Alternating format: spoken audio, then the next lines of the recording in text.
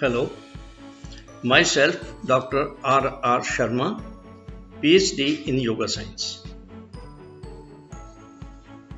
मेरे बोलने का टॉपिक है only one platform kisan movement and awakening to by the inner science to change the systems of the country.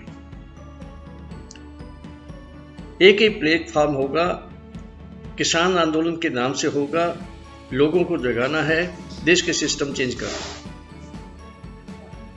आज मेरा बोलने का टॉपिक वही पुराना रहेगा जो चल रहा है। योग विज्ञान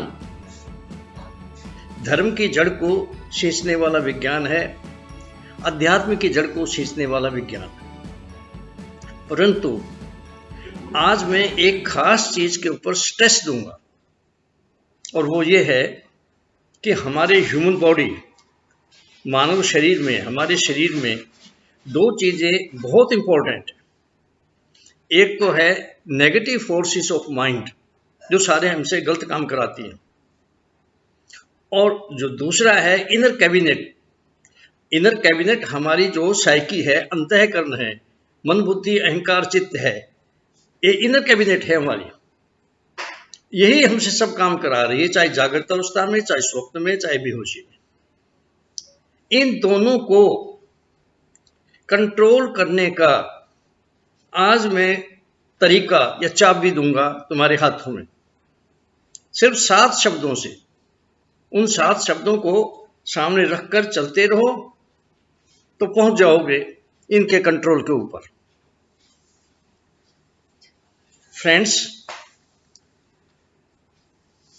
अपनी कंप्लीटनेस को प्राप्त करना, अपनी चेतना के पूर्ण विकास को प्राप्त करना हमारा जन्म सिद्ध अधिकार है, हमारा फंडामेंटल राइट है।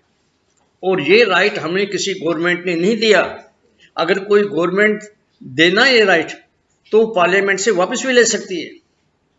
ये राइट तो हमें इटरनल, सदा रहने वाली, ऑल प्रोवाइडिंग, सब जगह है, यूनिवर्सल, जिसका रूल सब जगह चलता है, उस प्रकृति माँ ने और कंप्लीट कॉन्शियसनेस परमात्मा की उस अवस्था ने दिया है। किसी भी चीज को प्राप्त करने के कुछ स्टेप्स होते हैं, और वो स्टेप्स ही जो होते हैं उसी को एजुकेशन कहते हैं।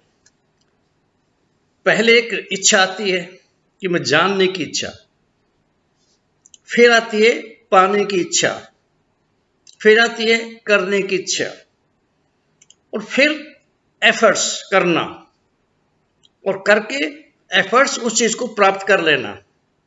जब प्राप्त कर लिया ना, फिर आप जानोगे उसे, क्योंकि तुम्हारे एक्सपीरियंस में से वो चीज गुजर चुकी है। आप एक 6-7 महीने के बच्चे को देखो,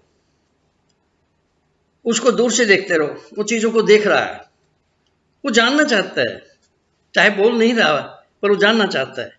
फिर देखो कि वह एक खास चीज को लगातार देख रहा है, वो लगातार देख रहा है एक खास चीज को। इसका मतलब वो उस चीज को पाना चाहता है। फिर वो कुछ हरकत कर रहा है, इसका मतलब वो एफर्ट्स करना चाहता है। फिर वो घुटनों के बल और हाथ के बल चल पड़ता है, उधर चल पड़ता है जिस चीज को प्राप्त करना है, और फिर जाके प्राप्त कर लेता है। प्राप्त करके वो अपनी अवस्था के मुताबिक, क्योंकि वो तो हर चीज को चख के देखता है, उसका पहला काम तो माँ के स्तनों से दूध पीना था, तो उस हर चीज को उसने मुंह से देखना है। वो मुंह से चाट के देखता है, उसको पसंद आती है तो रख लेता है, नहीं तो फेंक देता है। तो इस बच्चे को जो किसी स्कूल में नहीं गया, 6-7 महीने का है, किसने सिखा दिया इसको? ये शिक्षा किसने दे दी? जो सारे स्टेप्स इसने वो पार किए हैं जो एजुकेशन के होते हैं, ये प्रकृति माँ ने जो है इनको सिखा दिया।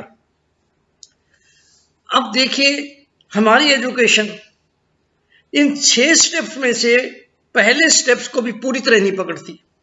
पहला स्टेप इंफॉर्मेशन देना, इनका वर्बल, यानी कि एक इच्छा जगाना है ना, पहला जागना। बच्चे में भी जागती है, प्रकृति जगा देती है, पहले जगाना चाहिए एजुकेशन को। टीचर्स को, वो जगाते नहीं बल्कि फीड करते हैं, इंफॉर्मेशन दे के उन्हें भर देते हैं ताकि वो, और वोमिटिंग कराते हैं कि इम्तिहान होना है, लिखो जाके। वो बार बार ऐसा करते हुए तंग आ जाते हैं कि हम तो वोमिटिंग करते करते थक गए। मजबूर होकर वो कागज ले जाते हैं, वो नकलें करते हैं, और इस अवस्था में अब पेरेंट्स भी हेल्प करने लग गए, वो भी नकलें करा रहे हैं।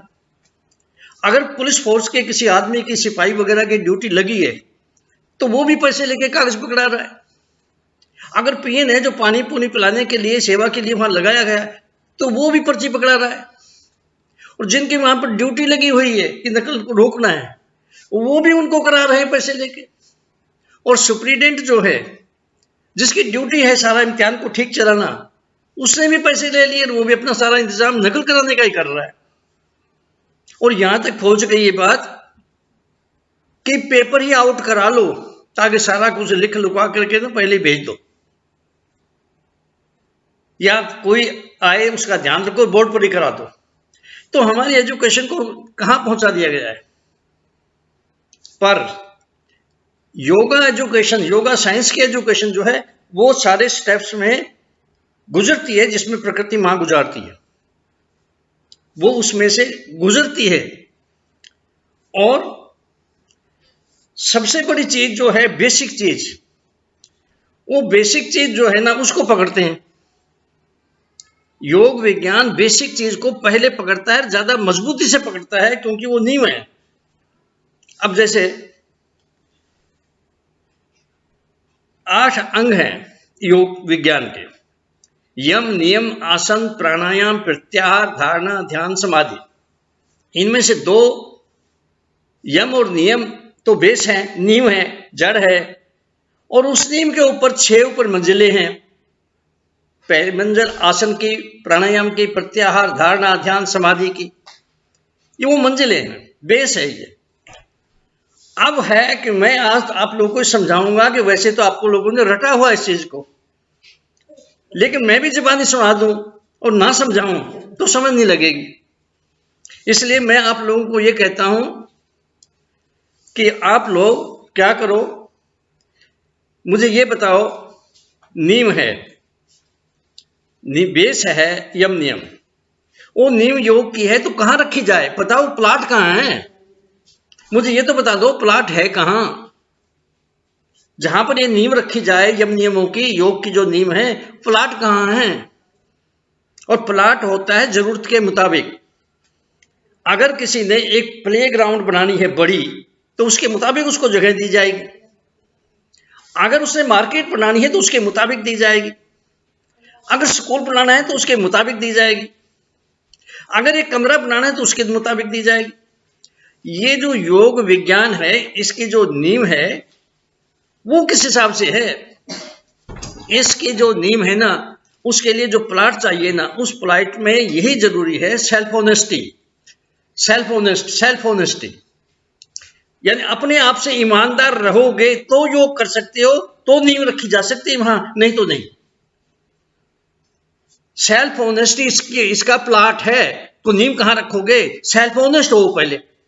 सेल्फ ऑनेस्ट होकर डे टू डे लाइफ में, दिन प्रतिदिन की लाइफ में प्रैक्टिकल रूप में लागू किए जाते हैं यम नियम, यूनिवर्सल मोरल कंडक्ट्स, प्रैक्टिकल रूप में वो भी, और ठीक प्रॉपर वे में। तो ये जो नींव है, अब 3 चीजें यहां रखना याद। एक तो प्लाट तो जरूरी है जहां नींव रखनी है, और दूसरा है योग कैसे होता है। योग होता है योगिक एटीट्यूड से। अरे भाई योगिक एटीट्यूड है तो योग हो जाएगा, नहीं तो कहां से हो जाएगा। तो किसी ने बताया योगिक एटीट्यूड क्या है।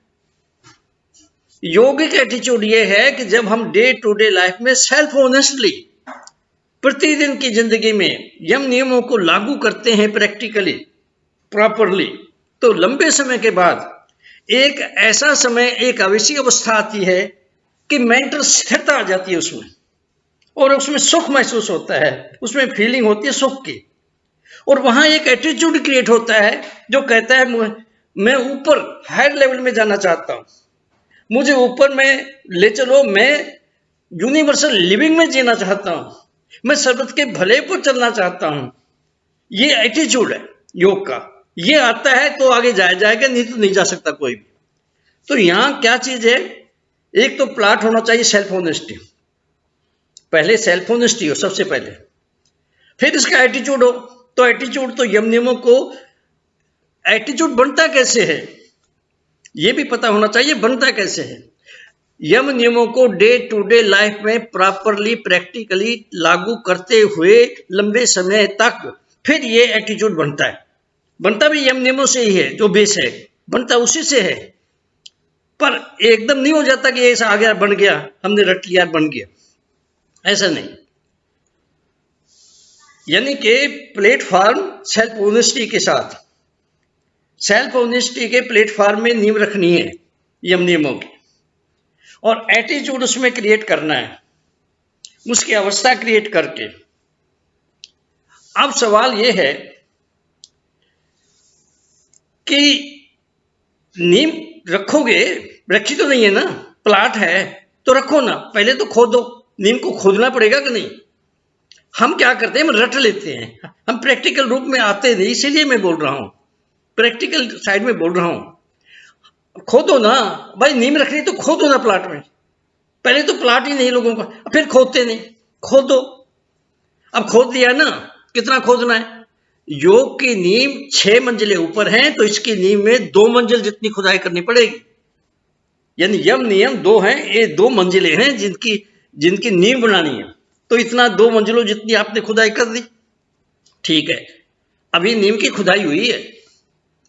अब आप ऐसा करो, छोटे छोटे टुकड़े जो है ईंट के लो, छोटे छोटे पत्थरों के लो, बजरी लो, सीमेंट लो, और उसे मिलाओ और डालो और कूटो उसे, दुर्मट से कूटो उसे, पक्का सख्त बनाओ उसे, स्मूथ बनाओ और सख्त बनाओ उसे, करते जाओ, और करो और करो और करो। जब देखा ये ठीक हो गया, उस वक्त ईंटें लो, सीमेंट लो, बजरी लो, रेता लो, एक बहुत बड़ा धागा लो लंबा, और लंबाई में उसे सेट करो, और उसके हिसाब से एक एक ईंट सीमेंट लगा करके, प्रॉपरली लगा करके, अच्छी तरह लगा करके वहां चिनते जाओ एक एक, और एक एक ईंट को लट्टू यंत्र से मापते जाओ, कहीं ये ना हो इधर उधर ईंट हो जाए। पूरी पैरेलल ऊपर, सीधी ऊपर जानी चाहिए दीवार, जरा भी थोड़ी सी भी इधर उधर नहीं होनी चाहिए। तो इस तरह आप करते हुए बढ़ो ऊपर। अभी तो शुरू किया है, बढ़ते बढ़ते आधी दूर भी आ जाओगे। पर एक चीज का ख्याल रखना, बहुत सख्त होनी चाहिए ये नींव, ये जिंदगी की नींव है, बहुत सख्त होनी चाहिए, बहुत पक्की होनी चाहिए।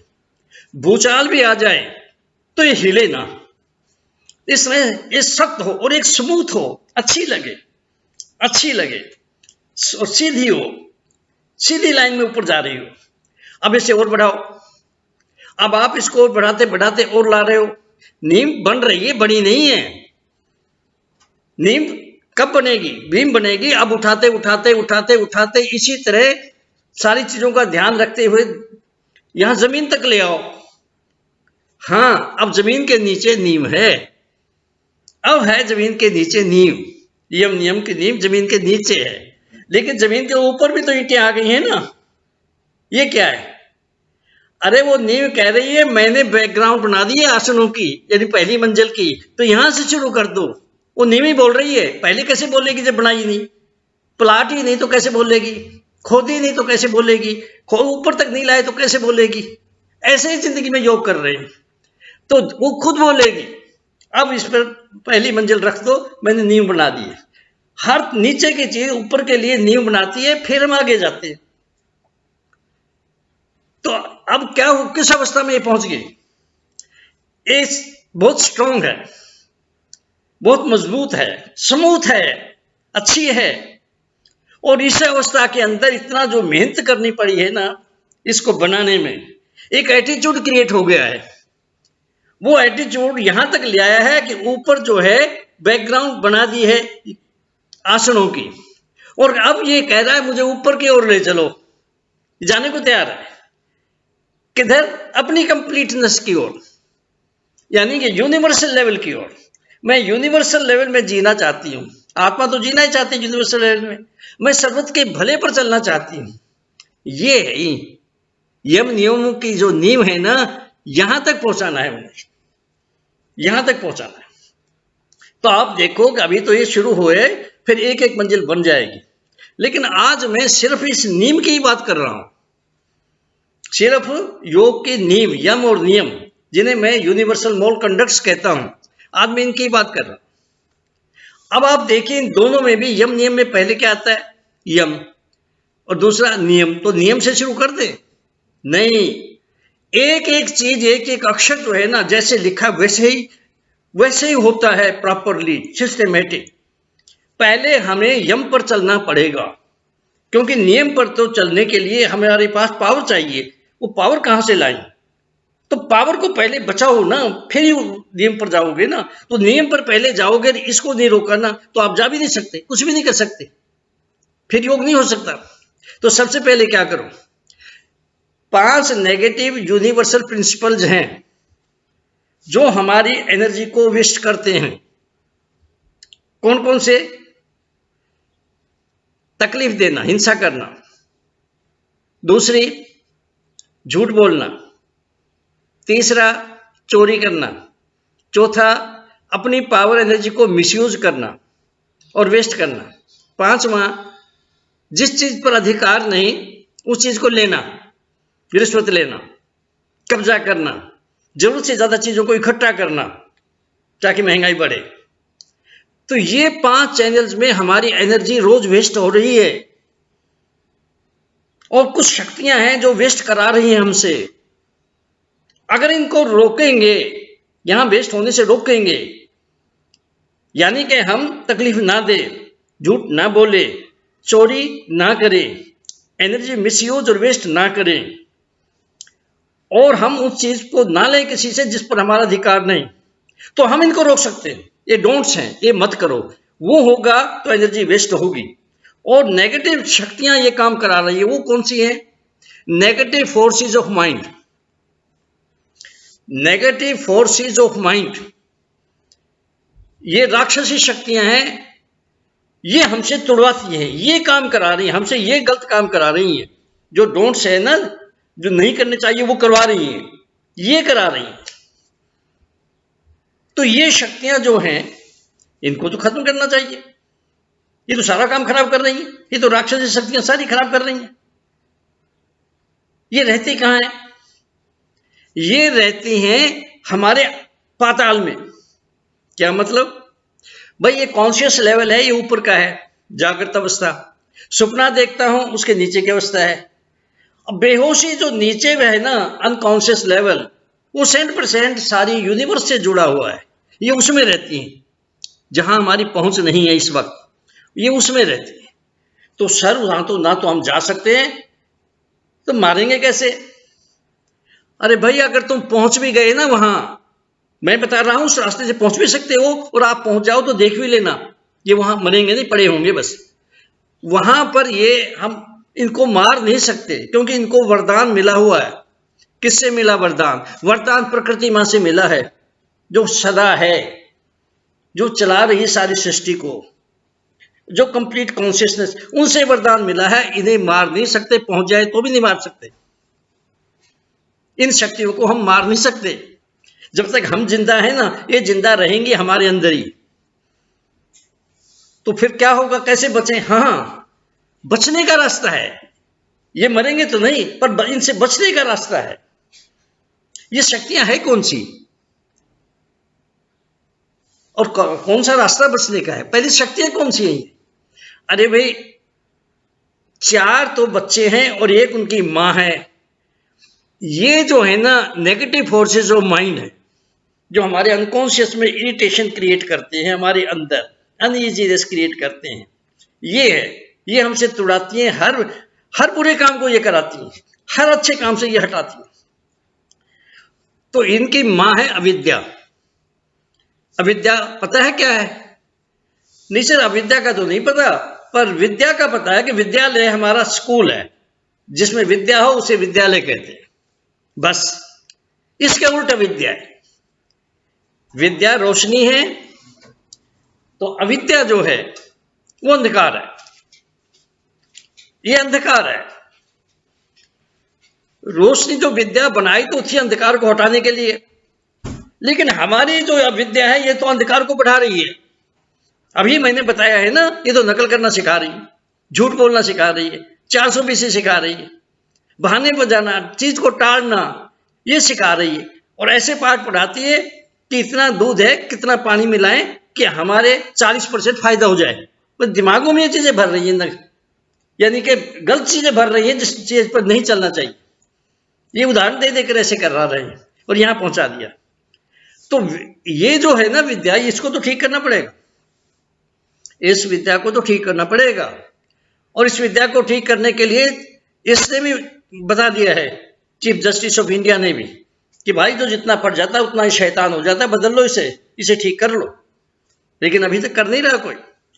तो छोड़ो, पहले ये देखो कि उनकी मां अविद्या है, वो अंधकार है, बस वो अंधकार फैलाती है और सारा काम गलत अंधकार में होते हैं।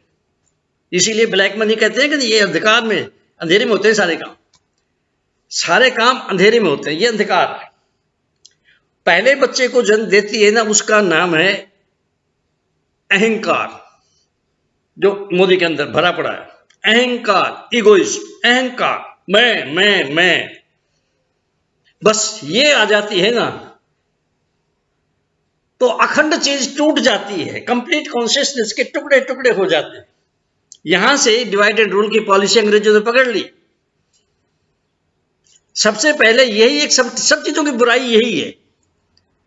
तो जब ये पैदा होती है तो बुराई शुरू हो जाती है। फिर उसके बाद दूसरे बच्चे को जन्म देती है, उसका नाम है अटैचमेंट, मोह, ममता। तो वो जो अटैचमेंट है ना, जब वो हो जाता है तो ये दो और मिल जाते हैं, ज्यादा बुराई करते हैं, ज्यादा कबड्डी हुड़दंग मचाते हैं। फिर तीसरे बच्चे को जन्म देती है, उसका नाम है हेटरेडनेस, घृणा, नफरत। वो आ गया तो और पाप बढ़ेगा। फिर चौथे बच्चे को जन्म देती है, उसका नाम है फियर, डर, फियर ऑफ डेथ। सबके अंदर है, विद्वान है उसके अंदर भी है, सबके अंदर है। जब तक जिंदा है ये रहती है, बचने का भी रास्ता है। अहंकार जब तक रहेगा तब तक तो नहीं बच सकते। तो ये चारों बच्चे जब हो जाते हैं ना, तो वो अंधकार फैलाती है, इनको पैदा कर दिया और कुछ नहीं करती, इनसे काम करवाती है। और ये जो है ना बिल्कुल कबड्डी खेलते रहते हैं, हुड़दंग मचाते हैं जिंदगी के अंदर। जिसके अंदर भी है उसकी जिंदगी में है, हुड़दंग मचाते हैं, अफरा तफरी पैदा कर देते हैं। अब है कि इनको मार नहीं सकते सर, पहुंच नहीं सकते, मार नहीं सकते, बचेंगे कैसे? हाँ, बचने का तरीका तो है, मार तो नहीं सकते, बचने का तरीका है।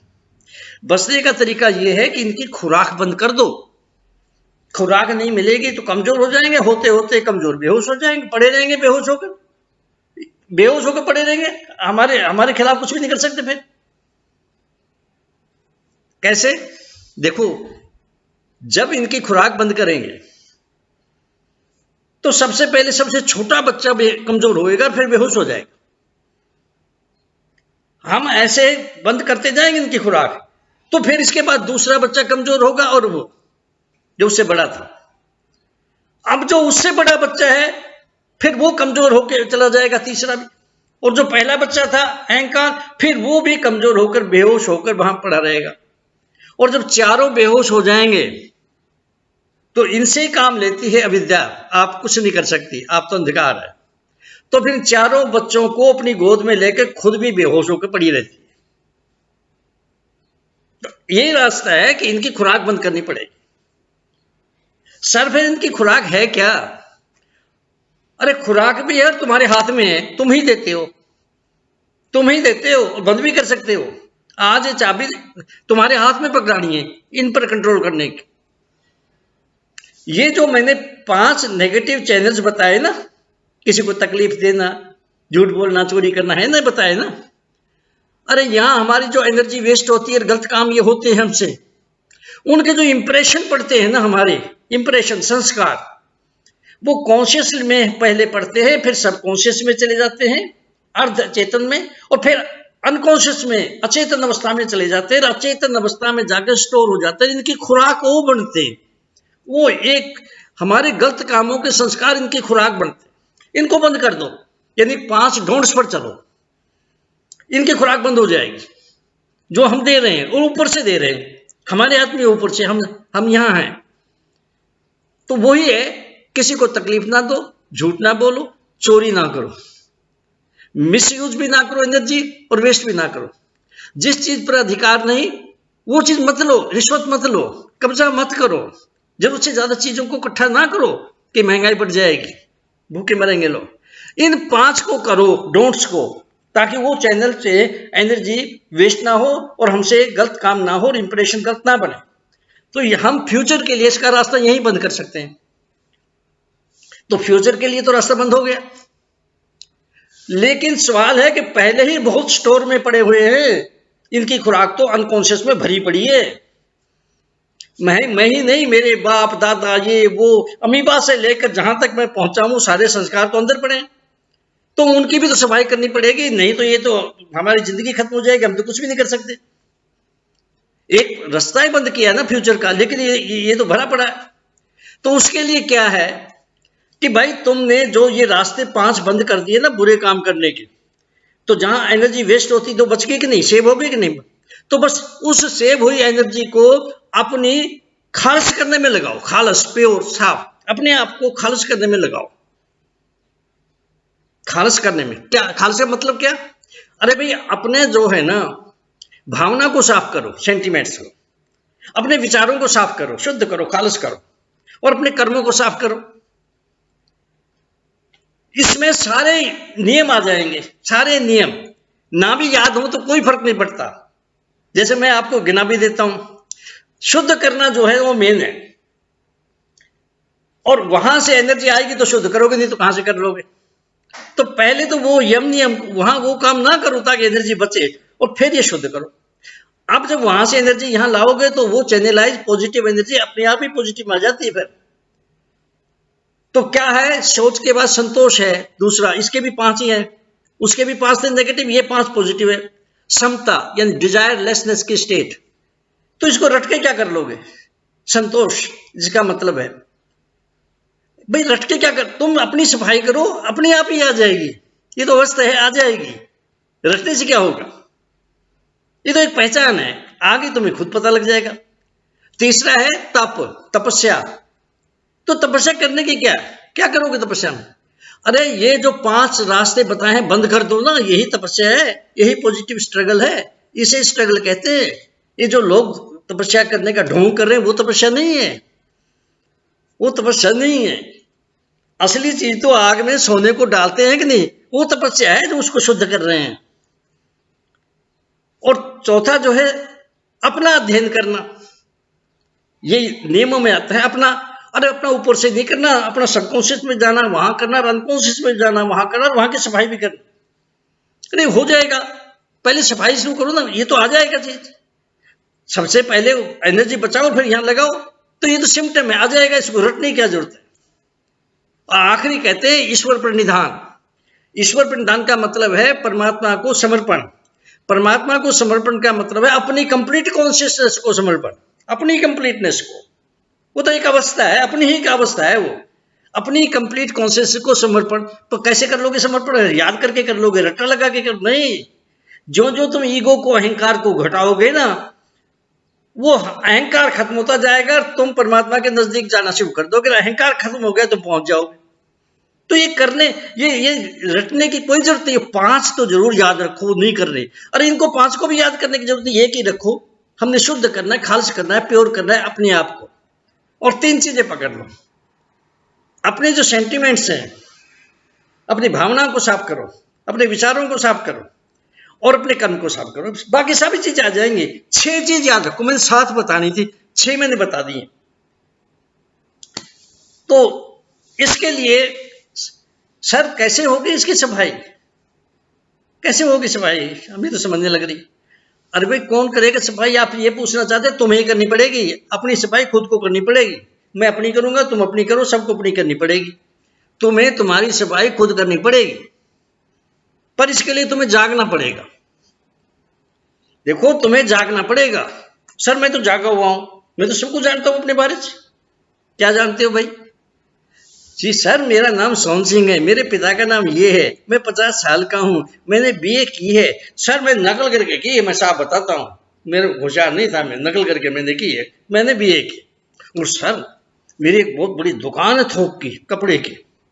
मैं 5 साल तक नगर का निगम है जो कॉरपोरेशन है उसका चेयरमैन रहा। कुछ तो कुछ काम ठीक भी हुए पर ज्यादा गलती हुई है, पर चाहे गलत ज्यादा हो गए, दोनों बच्चों को सेट कर दिया मैंने, 2 कारखाने खोल दिए उनके लिए। सर सब कुछ है मेरे लिए, इज्जत भी है, पैसा भी है, ये भी है, वो भी, पर सर मैं दुखी हूं, पर मैं दुखी हूं। तो तुम जानते हो ये सारी चीजें? हाँ, तुम अपने बारे में जानते ही नहीं फिर। क्या मतलब सर? अरे भाई अपने बारे में ये तुम कॉन्शियसली जो बोल रहे हो ना, ये कॉन्शियस जागृत लेवल में तो 1% होती है, 99% तो तुम बोल ही नहीं रहे। ये भी वहीं से आ रही है, क्षण के इतनी रह जाती है बस। तुम उसको कहां जानते हो जो अंदर 99% तुम्हारी पड़ी है? और तुम ये कहते हो ये काम तुमने किया, तुमने कहां किया? अरे तुमने कहां किया? तुम्हारे अंदर एक कैबिनेट है, उस कैबिनेट ने तुमसे करवाया है।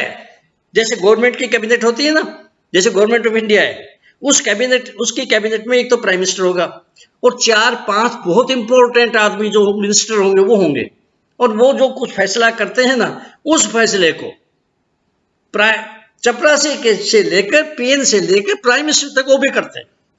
वैसे ही तुम कर रहे हो, तुम्हारी कैबिनेट अंदर तुम्हारे है, वो जो फैसला करती है तुम तो ओबे कर रहे हो उसको, तुम तो गुलाम हो उसके। सर कैबिनेट कहाँ है मेरे अंदर? है ना भाई, वही तो करा रही है सब कुछ। सर क्या है वो? अरे भाई ऐसा है कि तुम्हारे अंदर एक साइकी है, साइकी, उसे अंतःकरण भी कहते हैं, उसका नाम अंतःकरण भी है। और अंतःकरण साइकी ना समझ लगे तो उसमें 4 चीजें आती हैं, मन, बुद्धि, अहंकार और चित्त। इन चारों का नाम साइकी है, इन चारों का नाम अंतःकरण है। एक कैबिनेट है अंदर की, और ये काम कैसे करती है?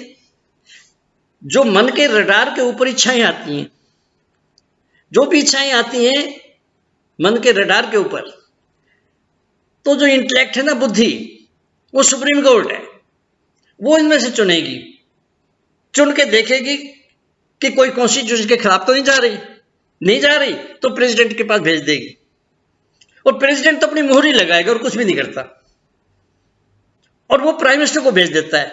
आप तो कुछ करता नहीं, प्राइम मिनिस्टर मन है, प्रेसिडेंट अहंकार है। सुप्रीम कोर्ट जो था इंटेलेक्ट, उसने अहंकार के पास भेजी, अहंकार ने मन के पास भेजी, और मन फिर आगे काम, प्राइम मिनिस्टर आगे काम कराता है। हमारे सेंसेस है, इनसे करवाता है, सेंस ऑर्गन्स, एक्शन ऑर्गन से करवाता है, हाथ पैर ये सारे इनसे करवाता है। तो इस तरह ये कैबिनेट इलेक्ट्रिक रफ्तार से काम कर रही है, ऑटोमेटिकली, मैकेनिकली काम कर रही है ये, हम तो भी कर रहे हैं। और दूसरी बात ये भी है, ये जो 4 है ना, इनको अच्छी तरह समझ लो, इनमें 2 मन और अहंकार, ये तो नेगेटिव रहते हैं, ये नेगेटिव रहते हैं, ये दोनों नेगेटिव रहते हैं, नेगेटिवली चलते हैं। इनकी तासीर ही गलत काम करने की है, जैसे पानी जहां भी है नीचे की जगह पे जाएगा, इनकी वही नेगेटिव तासीर है, और दोनों मित्र मिले हुए नेगेटिवली गलत काम करने में, दोनों मिले हुए हैं। और आप हैरान होंगे कि हैं कौन, इनकी सीआईडी करवाओ ना, पता लगे ये है कौन। अरे भाई ये जो है ना राक्षस, जो मैंने 5 गिनाए हैं, एक माँ, 4 उसके लड़के, वो 4 लड़के हैं ना, अहंकार है, अटैचमेंट है, हेटेडनेस है, फियर है, ये उनके मासी के लड़के हैं। ये दोनों उसके मासी के लड़के हैं। जो तासीर उनकी है वही तासीर इनकी है, जो खून उनका है वही खून इनका है, जो उनके दिमाग में वही इनके दिमाग में है, जो उनके जिन्स में वही इनके जिन्स में है। इसलिए ये तो नेगेटिव ही है दोनों। और तीसरा जो है वो है चित्त। चित्त जैसे आप चित्रगुप्त कहते हो कि अंदर ऑडियो वीडियो सारी रिकॉर्ड अंदर पड़े हैं, सारे के सारे जो एक्शन करते हैं, चाहे सोचेंगे उसका भी एक्शन, करते हैं उसका भी एक्शन, सारे एक्शन, जागते हुए, सोते हुए, सपना देखते हुए, बेहोशी में जो कुछ हो रहा है, ये सब रिकॉर्ड अंदर है। वो तो न्यूट्रल है, बस ना अच्छा ना बुरा, जो करोगे नोट कर लेगा, अच्छा किया अच्छा, बुरा किया बुरा, उसको सारे को रिकॉर्ड में लाना, रिकॉर्ड को संभाल के रखना, यही काम है उसका बस। तो दो तो नेगेटिव हो गए, एक न्यूट्रल हो गया। अब तो एक ही बचे ना, बुद्धि, इंटेलेक्ट, वो एक है, वो एक पॉजिटिव है। बस आदमी में सिर्फ इंटेलेक्ट पॉजिटिव है, इसीलिए स्कूल, कॉलेज, यूनिवर्सिटी खोली है कि इंटेलेक्ट को विकसित करो, इंटेलेक्ट को विकसित करो। कर नहीं रही। तो इंटेलेक्ट जो है ना, वो सुप्रीम कोर्ट के जज की तरह, और पर वो कमजोर है।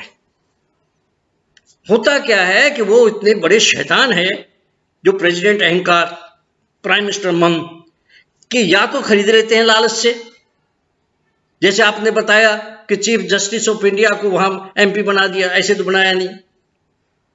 अब मुझे या तो खरीद लेते हैं या डरा के करते हैं, अपनी तरफ कर लेते हैं और गलत काम करवाते हैं इनसे। लेकिन एक और अवस्था है, ये सबसे नजदीक है आत्मा के, जमीर के, इनर कॉन्शियस के, अंदर के गुरु के, और पहली लाइट इसी पर पड़ती है, इंटेलेक्ट पर, उन पर नहीं पड़ती, उन पर बात पर पड़ती है। वो तो बेहोशी में रहते हैं, ज्यादातर नशे में चूर रहते हैं, पावर का नशा, कुर्सी का नशा, पॉलिटिक्स का नशा, लेकिन ये इस पर ही पड़ती है। एक मर्ज इतनी कमजोर हो, बस ये नजदीक है अगर ये अटैच हो जाए आत्मा से, जमीर से, तो फिर ना तो अहंकार कुछ का बिगाड़ सकता है इंटेलेक्ट का, ना ही कोई मन बिगाड़ सकता है, ना प्राइम मिनिस्टर, ना ही प्रेसिडेंट, और ना ही नेगेटिव फोर्सेस ऑफ माइंड जो मासी के लड़के हैं, वो भी नहीं कुछ बिगाड़ सकते। इतनी पावर इसमें आ जाती है, क्योंकि ये जो अंदर हमारी इनर कॉन्शियस जमीर है ना, उसका कंप्लीट कॉन्शियसनेस, जिसे परमात्मा की अवस्था कहते हैं, उससे ताल्लुक है। ये अवस्था है, उससे ताल्लुक है इसका।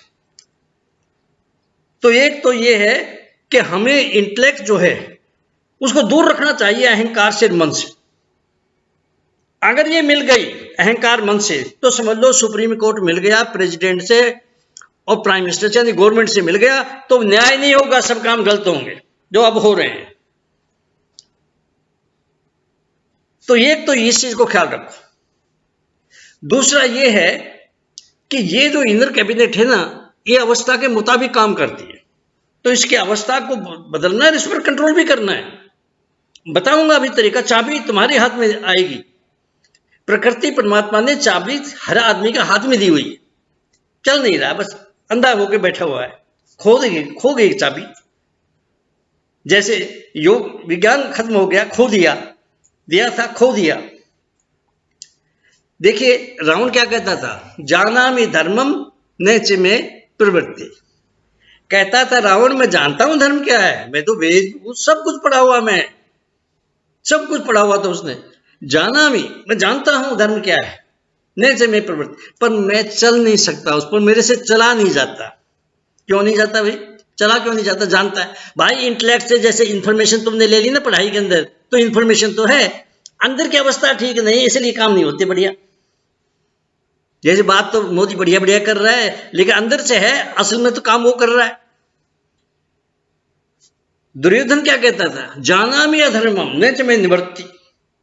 वो उसके उल्ट बोल रहा है कि मैं अधर्म को जानता हूं क्या। तो राम ने धर्म की बात की, अधर्म की कर रहा है, मैं अधर्म को जानता हूं क्या, और उससे रुका ही नहीं जाता। भाई उसकी अवस्था ऐसी है, वो अवस्था बदलनी होगी। सर कैसे अवस्था बदले, कैसे कंट्रोल करें? आप तो कहते हैं आपके हाथ में है, हमारे हाथ में क्या है इसमें? अरे भाई है तुम्हारे हाथ में, बाहर आओ। देखो वो 5 जो नेगेटिव वर्क हमने रोके हैं ना, तकलीफ देना, झूठ बोलना रोके हैं ना, उससे एनर्जी बची है कि नहीं बची है ना? वो सारी एनर्जी सफाई में लगा दो, अपने आप को खालस प्योर शुद्ध करने में लगा दो, अपनी भावनाओं को शुद्ध करो, विचारों को शुद्ध करो, कर्म को शुद्ध करो, उसमें लगा दो। फिर क्या होगा सर? होगा ये कि जितना तुम यम नियमों के ऊपर चलोगे, यूनिवर्सल मोरल कंडक्ट्स जो हैं, इनके ऊपर डे टू डे लाइफ में जितना ज्यादा चलोगे, उतनी ही सफाई ज्यादा होगी, उतनी एनर्जी बचेगी, उतनी सफाई ज्यादा होगी इनकी। और जितनी हमारी खालस प्योर सफाई हो गई, उतनी हमारे कैबिनेट के अंदर से सफाई शुरू हो जाएगी, उतनी सफाई हो जाएगी। जितनी सफाई होगी कैबिनेट की ना, उतने उस पर कंट्रोल भी हो जाएगा। तो पूरी सफाई करके पूरा कंट्रोल कर लो, फिर तो तुम्हारे हाथ में है, करो सफाई। और याद रखना, ऊपर से तो सफाई अब इंटेलेक्ट से कर लेते हैं, इंटेलेक्ट आगे नहीं जा सकती। पर जब सफाई ऊपर से हो जाएगी ना, कॉन्शियस लेवल की, जागृत लेवल की, तो इंटेलेक्ट की सफाई होकर इंट्यूशन बदल जाती है, वो इंट्यूशन में बदल जाती है, वो जा सकती है। इंटेलेक्ट तो बाहर रहेगी, वो अंदर जा सकती है, वो होश को लेके अंदर जाती है, इनर अवेयरनेस को लेकर। वो वहां पर भी फिर सफाई करनी पड़ती है सबकॉन्शियस की, अर्ध चेतन अवस्था की। वहां अगर सफाई उसकी हो गई तो इंट्यूशन की भी हो जाती है, और इंट्यूशन की सफाई हो गई फिर वो ट्रूथ बेरिंग कॉन्शियसनेस में बदल जाती है। तो भाई बाहर से भी सफाई कर ली, अंदर से भी कर ली, जहां से सुपने आते हैं। अब 90% नीचे भी चले गए हम, क्योंकि ट्रूथ बेरिंग कॉन्शियसनेस की जो चेतना है वो तो अनकॉन्शियस में सारी सफाई कर सकती है, इसी तरह जैसे ऊपर हुई है। और जब आप आगे जाओगे देखोगे तो वहां अविद्या अपने चारों बच्चों को लेकर बेहोश पड़ी होगी, मार नहीं सकते, पड़ी होगी, तुम्हारे पर इफेक्ट नहीं डाल सकती वो। तो ये रास्ता है ना, रास्ता, और ये भी तुम्हारे हाथ में है, ये दोनों चीजें तुम्हारे हाथ में है। नेगेटिव फोर्सेस ऑफ माइंड को कंट्रोल करना तुम्हारे अपने हाथ में है, और ऊपर से है, इंटेलेक्ट से। और जो तुम्हारा कैबिनेट है, इनर कैबिनेट है, साइकी है, मन बुद्धि अहंकार चित्त है, इसको सफाई करनी, इसको कंट्रोल, ये भी तुम्हारे हाथ में है। ये दोनों चाबियां तुम्हारे हाथ में है, किसी और के हाथ में नहीं, हर एक के हाथ में परमात्मा ने बना के दी है, लेकिन करता नहीं, जानता नहीं, भूल ही गया, तो इसकी साइंस ही खत्म हो गई। इसके साइंसी योग विज्ञान था, इसकी सब खत्म ही हो गई। तो 6 चीजें मैंने बताई है, 5 तो नेगेटिव नहीं करने, 6वां खालिश करो, अपने आप को प्योर करो, साफ करो, साफ करो। फिर क्या होगा, फिर एक 7वीं चीज और पकड़नी पड़ेगी। और 7वीं चीज क्या है, 7वीं चीज है योगिक प्रोसेस। 1007 योगिक प्रोसेस को पकड़ लो, क्योंकि वो प्रोसेस तुम्हें सारा निकाल ले जाएगा, पहुंचा देगा कंप्लीटनेस तक। ये सब खत्म, जितने भी राक्षस शक्तियां, नेगेटिव फोर्सेस ऑफ माइंड, सब खत्म। अंदर का सारा इनर मैकेनिज्म तुम्हारे हाथ में आ जाएगा, तुम्हारी मर्जी के बगैर कुछ नहीं करेगा, तुम चाहोगे वही होगा। तो ये इनर मैकेनिज्म जो है योगिक प्रोसेस का, योगिक प्रोसेस का मतलब है yoga is a purificatory science of personality.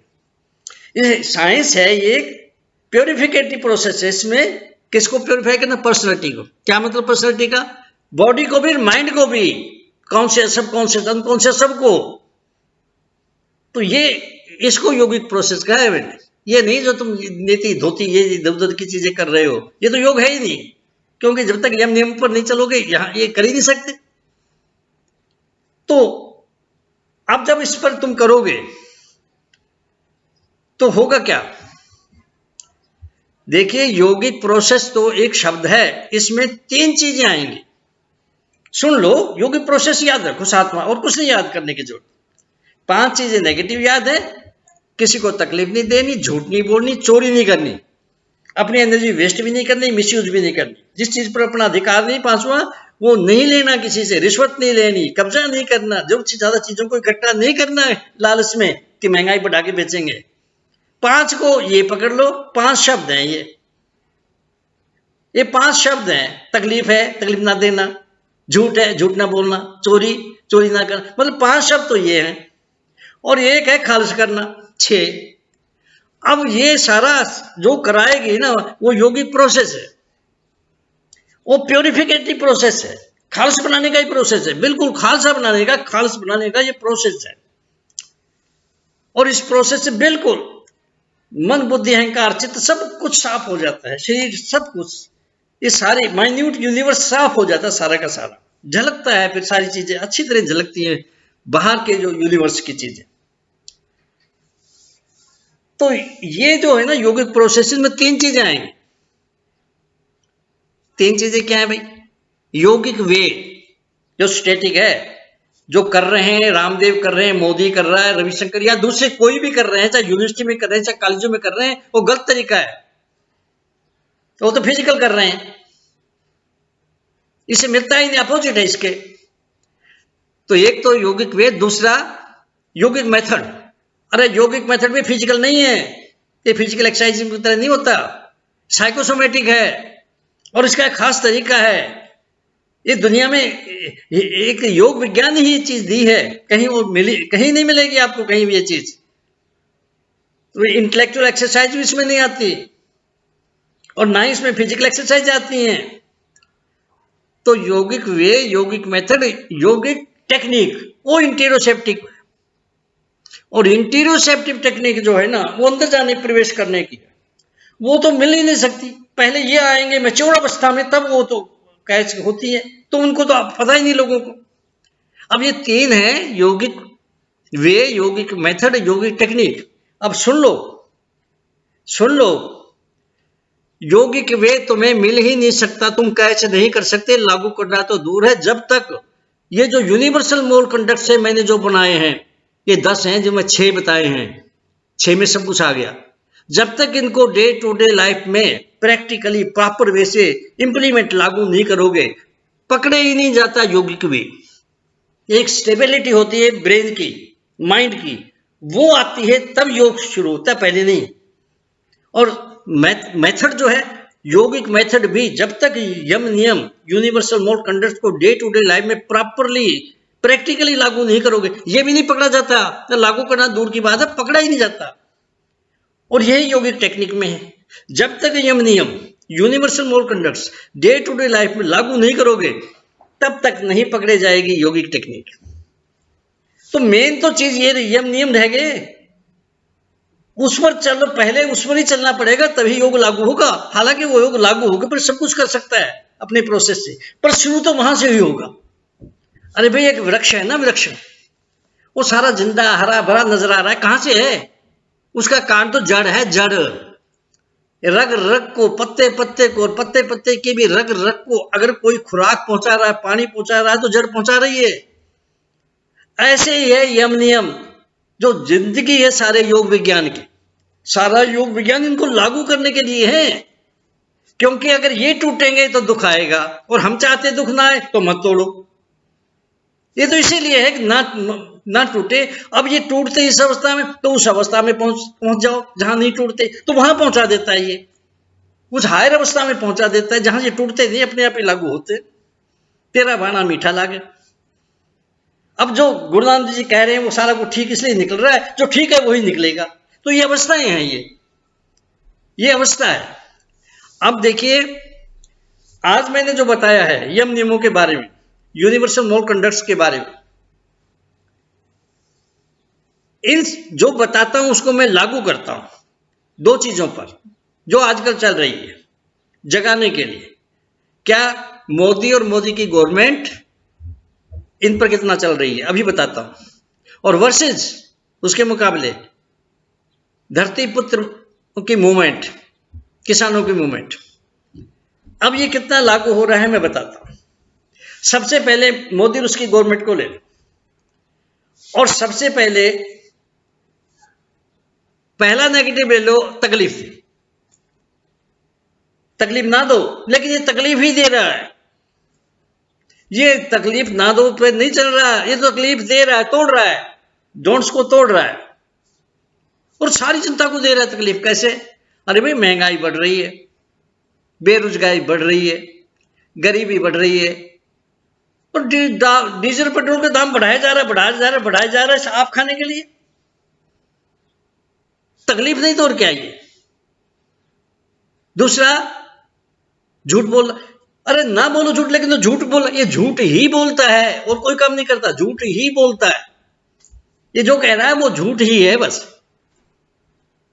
मिल गए आपको 15 लाख रुपए आगे खाते में, 2 करोड़ हर साल नौकरी मिल गई है। अरे ये जो बोलता है ना 15-20 दिन के बाद मेरी बात, इसके बात मत सुनो, सब झूठ है, उसको सुनना बंद कर दो। नेशनल जितने भी टीवी वगैरह है, चैनल्स हैं, इनको बंद कर दो, सुनना बंद कर दो। झूठ क्यों सुनते हो? ये झूठ ही कहना है, झूठ सुनते क्यों? चोरी करना तीसरा। अरे तो ये चौकीदार को, चोर को चौकीदार बना दिया, और चोर के साथी चोर होते हैं, और चोर रात को ड्यूटी है उसके, हम तो सोते हैं। तो क्या कर रहा है ये? सारे चोरों को कह रहा है लूट लो, ये पब्लिक का पैसा है, बैंकों में लूट लो, दौड़ जाओ दौड़ जाओ। लुटा दिया अपने आदमियों को, क्योंकि साथी तो वही है। आप चोर है तो चार चोरों को ही साथ है। और हम रात को सो जाते हैं, ये सब कुछ ही चोर चोर चुरा ले गया, सारा कुछ हिंदुस्तानी चुरा ले गए। ये तो सब कुछ बेच रहा है। जब सब सो रहे हैं, हमें पता ही नहीं क्या हो रहा है, ये तो जागेंगे फिर पता लगेगा क्या कुछ हो गया, क्या रह भी गया कि नहीं कुछ। तो देखो, तकलीफ भी दे रहा है, झूठ भी, चोरी भी। अब शक्ति का गलत प्रयोग कर रहा है। अरे शक्ति का तो गलत प्रयोग कर ही रहा है। जो इसके सहमत नहीं इसके विचारों से कहेगा ये तो अतवादी है, मार दो इन्हें, अतवादी है, केसेस बनाओ इनके ऊपर, जेल में ले जाओ, मुकदमे चलाओ, ईडी को पीछे लगा देगा, सीबीआई को पीछे लगा देगा। तो ये तो तंग करना है, मिसयूज करना है पावर का। तो चौथा भी ये तोड़ रहा है। और पांचवा क्या था नेगेटिव में? जिस चीज पर अधिकार नहीं वो मत लो। तो वो तो वही कर रहा है जो अधिकार नहीं। जब ये प्राइम मिनिस्टर बन गया ना पहली दफा, तो इसने 10 लाख का सूट सोने का पहना।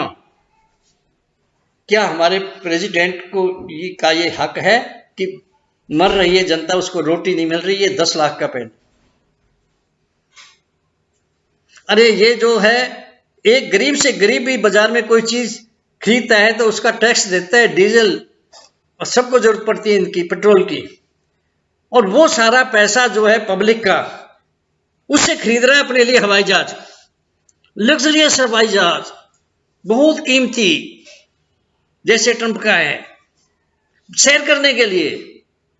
ये प्राइम मिनिस्टर इसलिए भेजा गया था कि हमारे पैसे को बर्बाद कर दे। और सबसे बड़ी बात यह है, ये सीखना भी नहीं चाहता कुछ। भाई महात्मा गांधी एक लंगोटी पहनते थे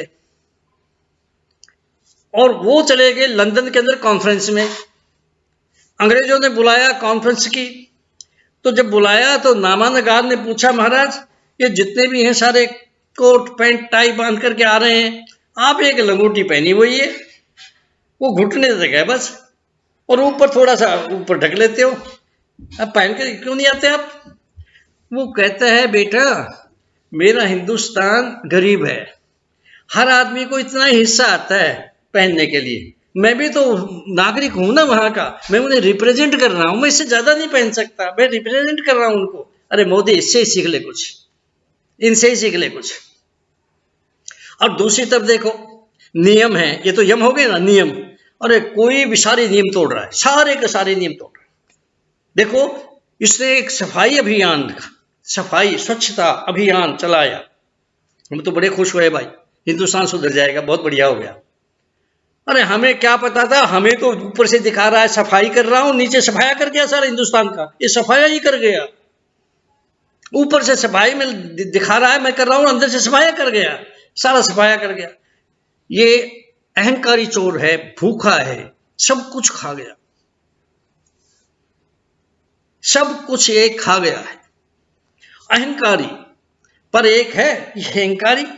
अरे भगवान राम की आरती उतारता है, गंगा मैया की आरती उतारता है, और कहता है गंगा माई को तूने मुझे बुलाया, मैं लूटने के लिए आ रहा हूं। ये गंगा माई की आरती उतारता है, कलकत्ता में काली की आरती उतार देता है। इसको एक चीज बता दो और या विद्वान से पूछ लो, अहंकारी पुजारी हो ही नहीं सकता। जिसमें अहंकार है वो पूजा नहीं कर सकता, उसमें पुजार का भाव ही नहीं आ सकता। अरे तूने जो राम मंदिर बनाया है, राम के पास जा और राम को कहे, महाराज देखो कितना भव्य मंदिर, दुनिया में ऐसा नहीं होगा, मैंने बना दिया, आओ विराजमान हो जाओ। तो पता है वो क्या कहेगा? अरे मेरा मंदिर नहीं बनाया तूने, तो वोट बैंक बनाया है। मैं जानता हूं तू क्या सोच रहा है, तूने वोट बैंक बनाया, मेरा मंदिर नहीं, मैं नहीं आऊंगा यहां। देखिए सारे नियम इसने तोड़ दिए, सारे मीडिया को खींच लिया कि मैं जो गलत काम करूं बताना नहीं, पैसे ले लो मेरे से, बोलना नहीं, और अच्छी अच्छी चीज मेरे बारे में बताओ, चाहे झूठी हो सारी बताओ। सब डुगडुगी बजा रहे हैं। इलेक्शन कमीशन को खरीद लिया। मुझे बताओ, ये 7-8 अलग अलग 7-8 चीजों में बांट दिया सारे बंगाल को इलेक्शन लेने के लिए। एक बार में हो सकता था, बाकी जगह हो सकता था, तो वहां भी हो सकता था, क्यों नहीं किया?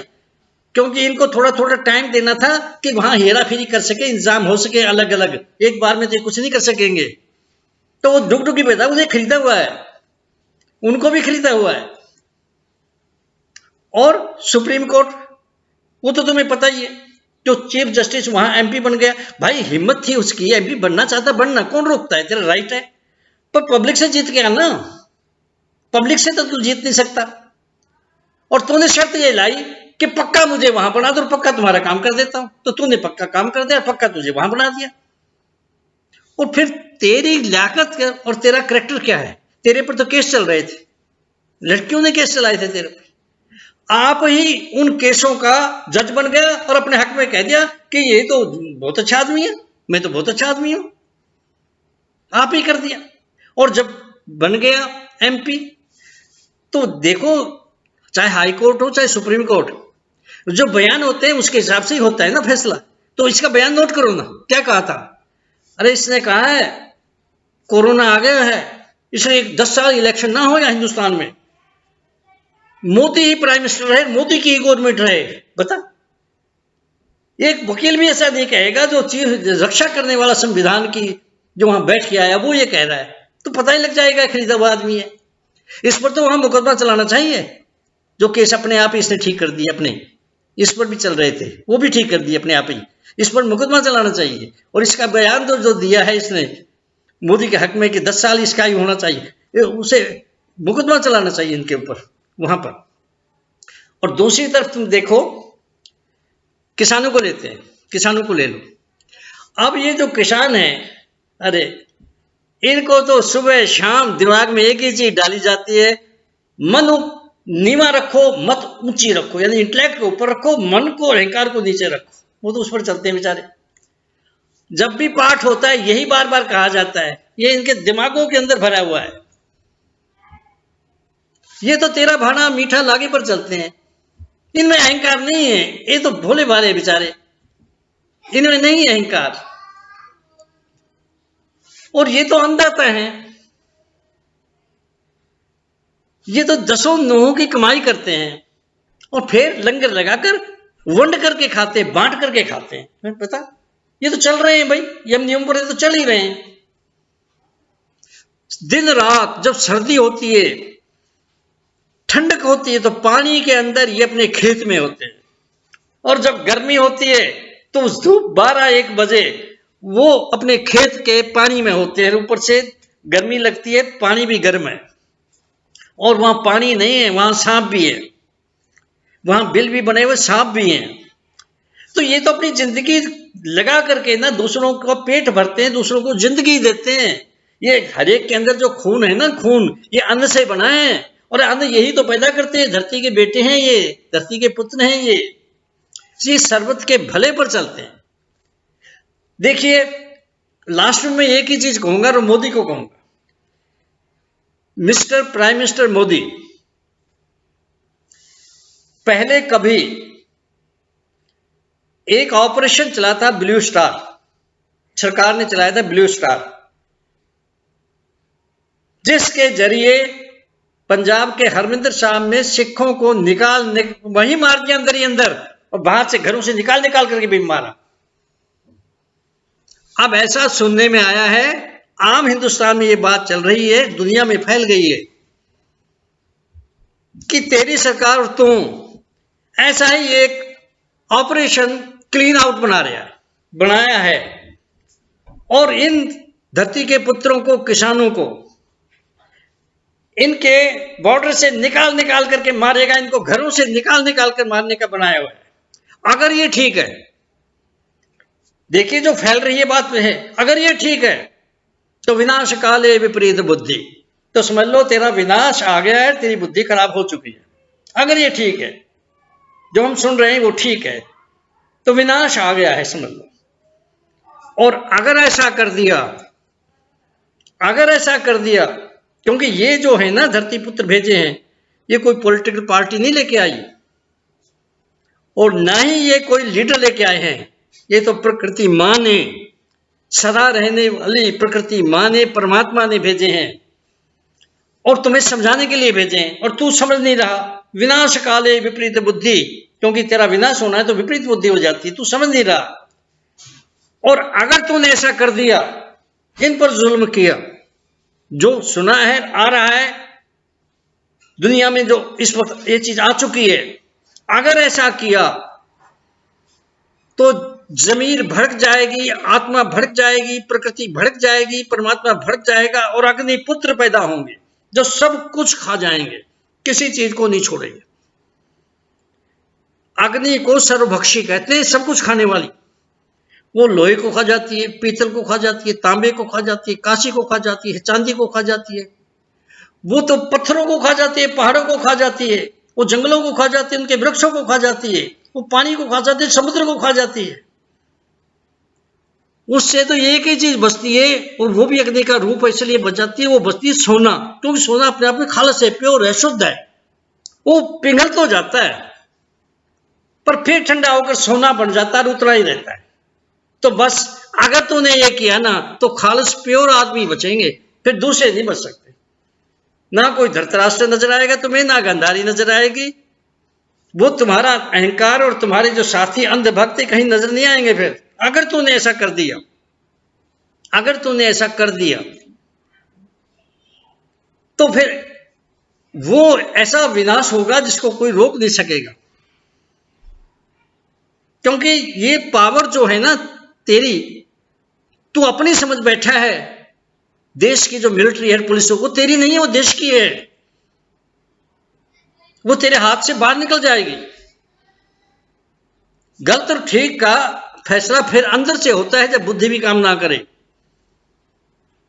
इसलिए मैं फिर यही कहूंगा, विनाश काले विपरीत बुद्धि। याद रखना, विनाश जिसका होता है उसकी बुद्धि पहले खराब होती है।